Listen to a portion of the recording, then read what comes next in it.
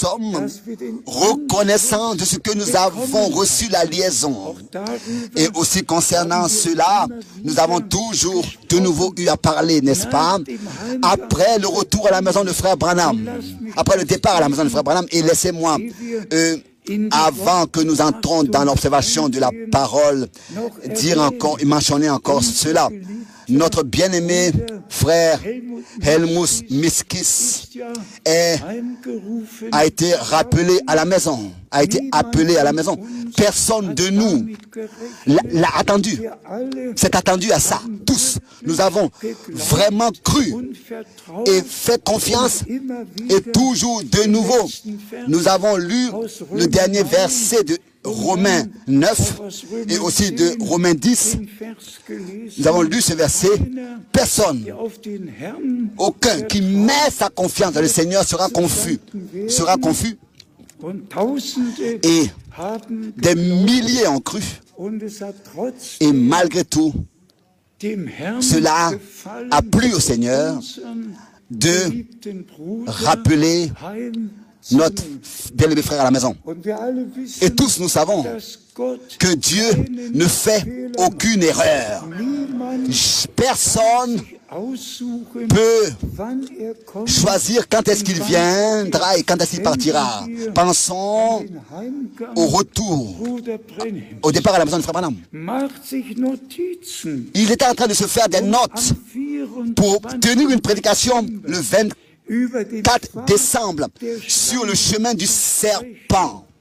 Le serpent au commencement, au jardin d'Éden, et le serpent à la fin, par la séduction et en remettant en question ce que Dieu a dit. Il était en train de se faire des notes pour tenir cette prédication.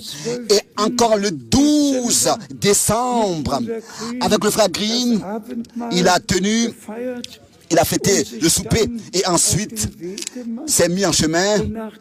Et après l'accident, le 18 décembre, il est passé dans la gloire le 24 décembre. Ça, il ne l'a pas voulu ainsi. Il ne s'est pas imaginé ça comme ça non plus ainsi. Il ne l'a pas choisi comme ça. Il n'a pas voulu. Mais cela est venu comme ça. Et nous ne pouvons pas dire à Dieu, ou bien demander, mais pourquoi? Pourquoi est-ce que tu as permis cela comme ça? Ou bien, pourquoi est-ce que cela s'est passé comme ça? Remercions Dieu, le Seigneur, qui fait toutes choses bien. Et disons-le aussi concernant notre bien-aimé frère Helmut Miskis. J'ai eu beaucoup de compagnons dans le royaume de Dieu, mais il était quelque chose de particulier. Ça, on peut le dire.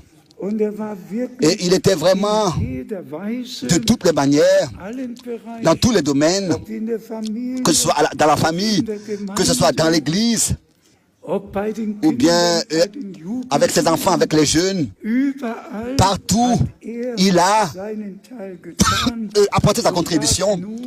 Et il peut maintenant, auprès du Seigneur, se reposer.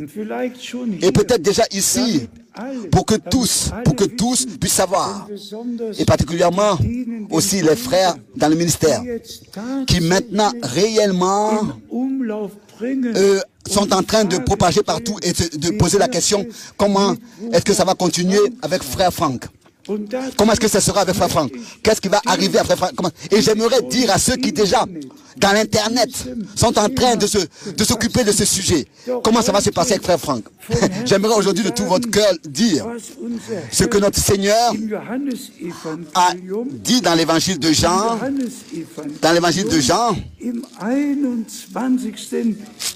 au chapitre 21, je voulais dire ce que le Seigneur a dit dans Jean, chapitre 21.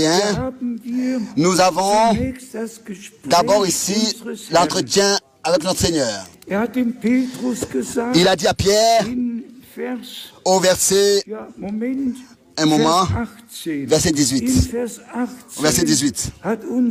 Notre Seigneur, ici, dans Jean 21, a dit à Pierre, alors, en vérité, alors que tu étais jeune, tu te saignais toi-même et tu allais où tu voulais. Mais quand tu seras vieux, tu étendras tes mains et un autre te ceindra. Le verset 10, il a prédit ici de quelle manière Pierre allait mourir. Oui, et Pierre a écouté ces paroles et dit ensuite au Seigneur, à partir du verset 20, en relation avec Jean, Pierre s'étant retourné, vit venir Pierre, et il dit, mais qu'est-ce qui va se passer avec lui? Ce qui va se passer avec moi, tu me l'as dit, mais qu'est-ce qui va se passer avec Jean? Avec Jean, avec celui qui est couché sur ta poitrine, penché sur ta poitrine, au verset 20. Donc laissez-moi vous dire cela résumé. Notre Seigneur, n'est-ce pas, ici, a laissé écrire, si je veux qu'il reste jusqu'à que j'arrive, alors laisse les choses être ainsi. Et ensuite, suit une phrase très importante que je veux adresser à tous les frères. Le frère Tati, écoute bien. Et donne ça, redonne ça, transmets ça à tous les frères dans le monde entier qui sont en train de s'occuper avec ce sujet. Qu'est-ce qui va arriver à frère Franck? À la fin du verset 23, il est écrit, si je veux qu'il demeure, en allemand, si je veux qu'il demeure, jusqu'à ce que je vienne, que t'importe. Oh, cela me plaît. Cela me plaît. Mais qu'est-ce qui t'importe? Qu'est-ce qui t'importe? Qu'est-ce que vous importe? Cela concerne Jean. Qu'est-ce qui t'importe, toi, Pierre? Qu'est-ce qui importe aux frères? Ce que le Seigneur va faire avec frère Franck. Dites à tous les frères, qu'est-ce que cela leur importe? Qu'ils soient plutôt occupés à se préparer. Et que c'est le plus important. Frère Franck a vu l'enlèvement. Qu'il soit appelé plus avant l'enlèvement ou pas. Ensemble, ce qui est sûr, c'est qu'ensemble seront enlevés. Quand le Seigneur, si le Seigneur le veut, laissez les choses entre les mains de Dieu. Si je veux qu'il demeure jusqu'à ce que je vienne, que cela vous importe. Ne vous occupez pas avec de tels sujets. Si je veux qu'il demeure jusqu'à ce que je vienne, que t'importe. Point. Bon, au Seigneur sur la reconnaissance. Ici, nous avons vraiment la réponse à toutes les questions dans la Bible.